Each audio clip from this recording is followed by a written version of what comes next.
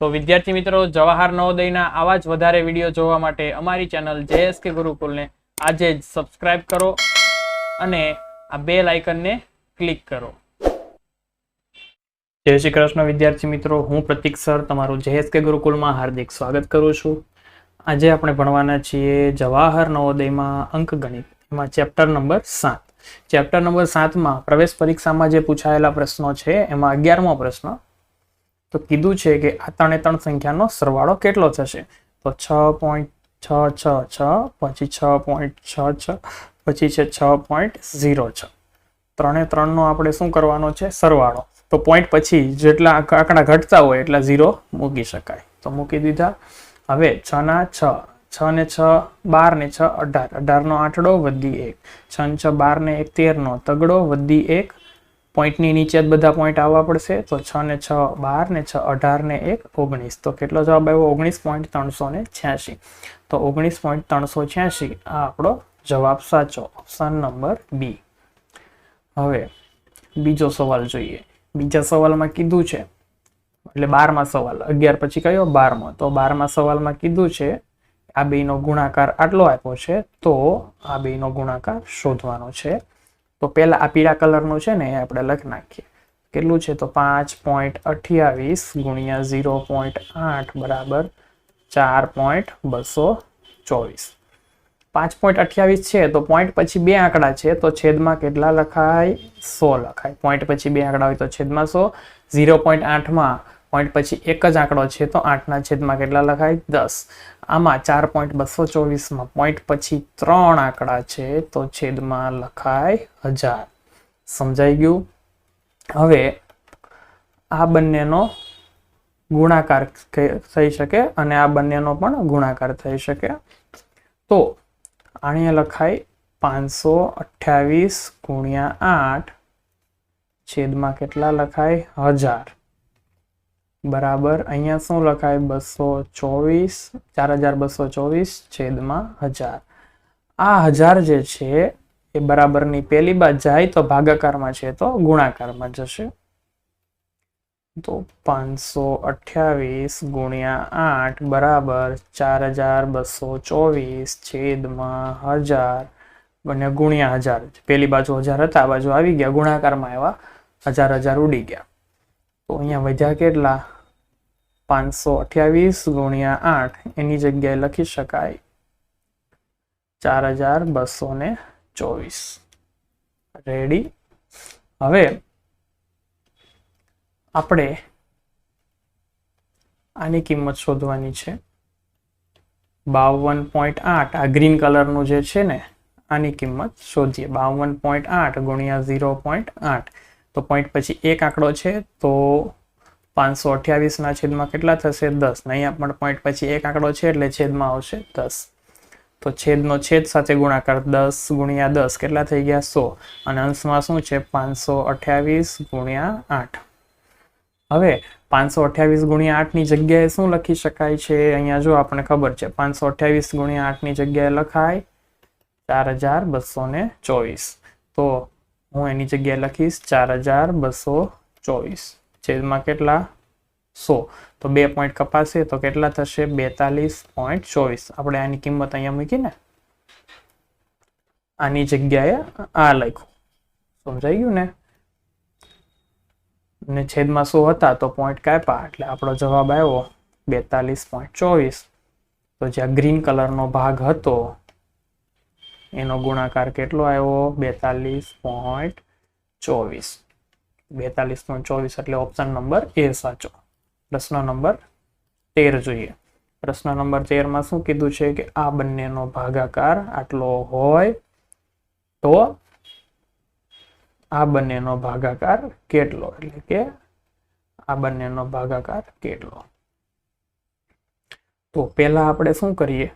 ત્યાં જે પીળા કલરનો છે ને એનું સાદુરૂપ આપી દઈએ. 4137 ભાગ્યા 1.75 બરાબર 2364.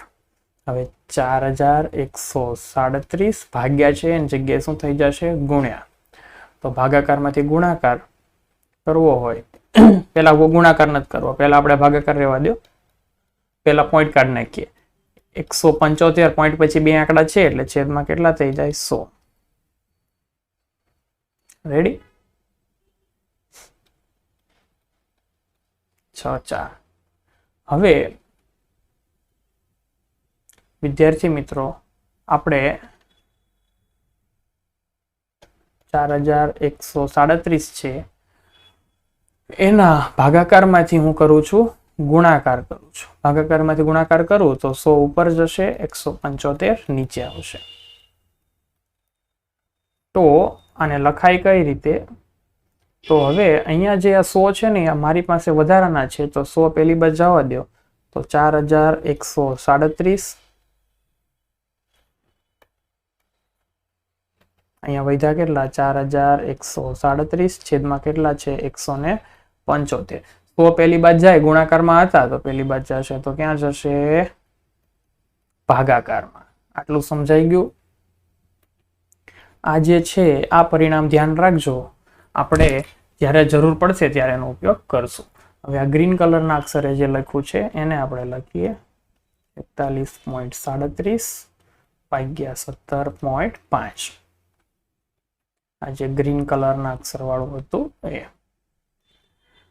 તો એની કિંમત શોધવાની છે તો પોઈન્ટ પછી બે આંકડા હોય તો છેદમાં કેટલા આવે 100 ગુણ્યા અહીંયા ભાગ્યા હજી ભાગાકાર જ રહેવા દઈશું 175 પોઈન્ટ પછી એક આંકડો છે છેદમાં આવશે 10. હવે ભાગાકારમાંથી ગુણાકાર કરું તો 10 ઉપર જાય 175 નીચે આવે. મેં ભાગાકારમાં શું કર્યો ગુણાકાર. હવે વિદ્યાર્થી મિત્રો જુઓ આના છેદમાં આ એની જગ્યાએ આને અહીંયા એવું જ છે જો આના છેદમાં આ એની જગ્યાએ શું લખી શકાય તો આ 10 ના છેદમાં 100 તો છે જ તે 10 ઉપર 100 નીચે એટલું તો હતું જ બરોબર. હવે આ જે 4137 છેદમાં 175 એની જગ્યાએ આ પદ તમે લખી શકો. લખી શકાય તો લખીએ 4137 છેદમાં 175 લખાઈ ગયું.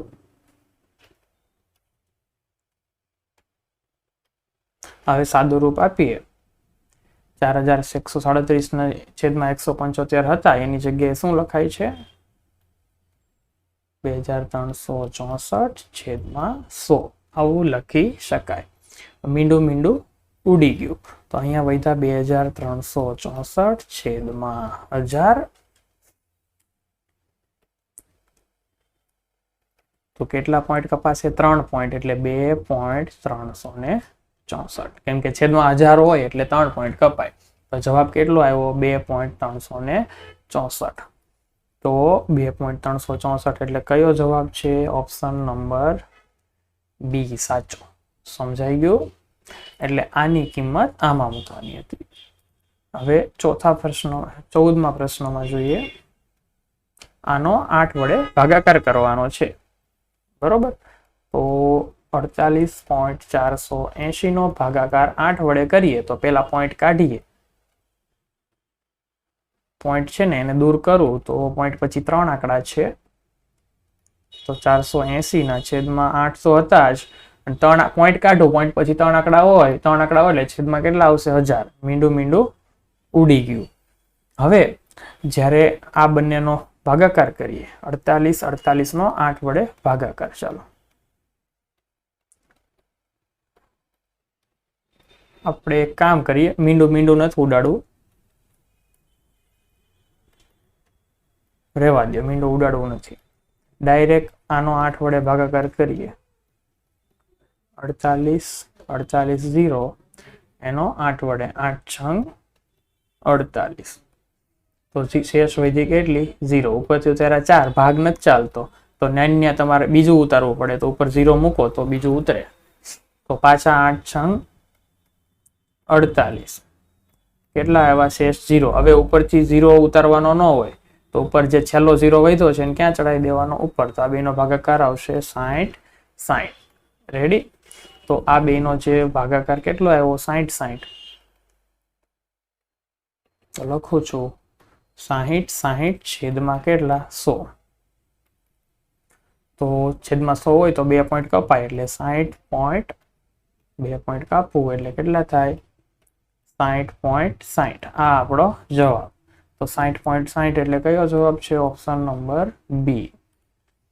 હવે સેમ ટુ સેમ આગળ એક જોઈએ તો પ્રશ્ન નંબર 15 માં આ 3 ને 3 ના સરવાળો કરવાનો અને સાદું રૂપ આપો એનો જવાબ તમારે કહેવાનો. સમતુલ્ય મૂલ્ય શોધવાનું. સમતુલ્ય એટલે શું? સાદું રૂપ આપી દેવાનું અને જવાબ મેળવવાનો. 1/10 છે, અહીંયા 11/100 છે અને 111/1000 છે. તો આપણે શું કરાય? એને 1/10 હોય એટલે એને 1 પોઈન્ટ કપાય 0.1 અને 2 પોઈન્ટ કપાય તો 0.11 અને છેદમાં 1000 હોય 3 પોઈન્ટ કપાય 0.111. હવે આ 3 ને 3 નો સરવાળો કરી નાખીએ. 0.1 0.11 0.111.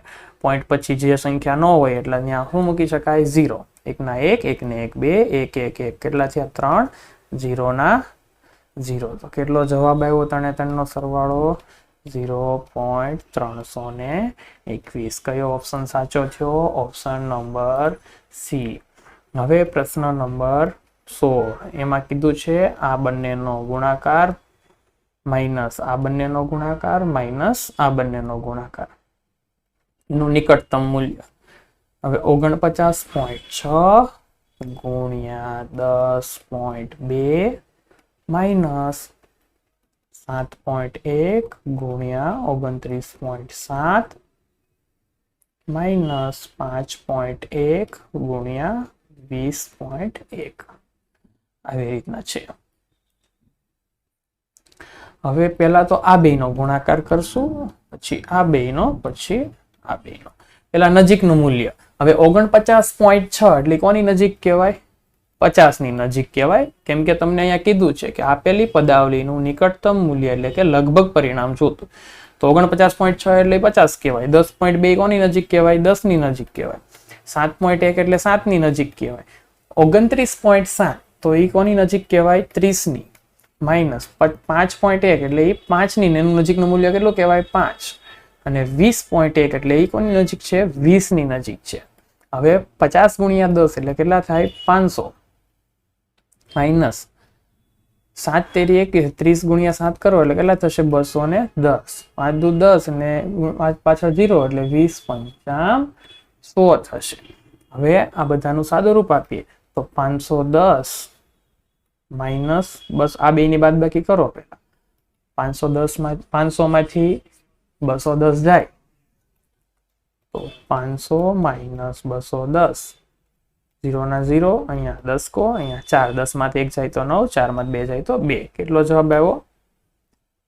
290. હજી પાછળ 100 બાદ કરવાના છે તો 290 માંથી 100 જાય કેટલા આવશે? 190. તો નજીકનું મૂલ્ય કેટલું આવ્યું? આશરે મૂલ્ય 190. ઓપ્શન નંબર ડી સાચો.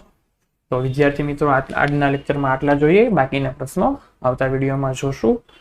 જય શ્રી કૃષ્ણ.